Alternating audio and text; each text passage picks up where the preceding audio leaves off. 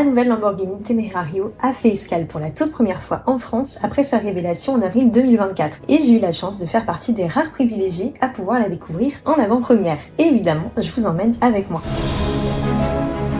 Petite sœur de la Revuelto, la nouvelle supercar hybride remplace indirectement la Huracan qui prendra sa retraite après 10 ans de carrière. Et le moins qu'on puisse dire, c'est que cette nouvelle venue marque un tournant pour la marque et ça se voit notamment avec son style qui évolue en profondeur. Si celui-ci reste évidemment très agressif et anguleux comme tout le reste des modèles de la marque, la face avant est un petit peu plus épurée qu'auparavant.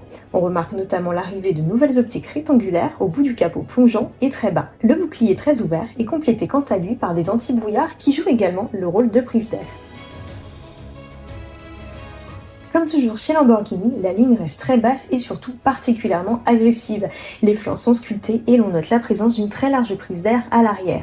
Les dimensions sont quant à elles plus généreuses qu'elles en ont l'air avec une longueur de 4,70 m pour 2,25 m de large et 1,20 m seulement de haut. Le style est quant à lui complété par de grandes jantes de 20 pouces. Un petit passage également sur la partie arrière parce qu'elle vaut quand même le coup d'œil. Elle est ultra travaillée et elle fait surtout la part belle à la fibre de carbone que l'on retrouve au niveau du spoiler, du compartiment moteur mais également du bouclier.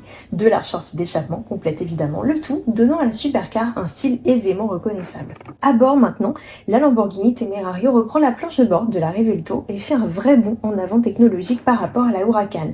Plus moderne, le poste de conduite se caractérise notamment par un nouvel écran tactile de 8,4 pouces au graphisme dans l'air du temps. Et bonne nouvelle, celui-ci est compatible avec Apple CarPlay et Android Auto. Enfin, il est associé à un écran de 9,1 pouces pour le passager, ainsi qu'à un combiné d'instrumentation numérique de 12,3 pouces. Un travail particulier a également été réalisé sur les sièges qui offrent à la fois confort et maintien et qui sont également chauffants.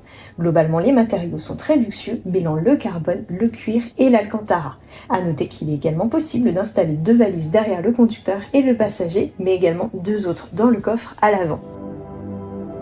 Sous son capot, maintenant, la nouvelle Lamborghini Temerario troque le V10 de la Huracan contre un V8 4 litres biturbo capable d'atteindre un régime démentiel de 10 000 tours minute. Associé à 3 moteurs électriques, le tout développe alors une puissance particulièrement intéressante de 920 chevaux pour un couple maximal de 730 Nm, de quoi lui permettre de réaliser le 0 à 100 km/h en 2,7 secondes et d'atteindre la vitesse de 343 km/h. La puissance est répartie entre les 4 roues via une transmission à double embrayage à 8 rapports. La supercar italienne a le droit à 13 modes de conduite et elle embarque également une petite batterie de 3,8 kWh, ce qui lui permet de rouler en tout électrique sur environ une dizaine de kilomètres. C'est pas énorme, mais c'est quand même largement suffisant. Alors évidemment, la supercar a bénéficié de nombreuses améliorations techniques par rapport à la Huracan. La boîte est plus réactive, tandis qu'un mode drift fait également son apparition.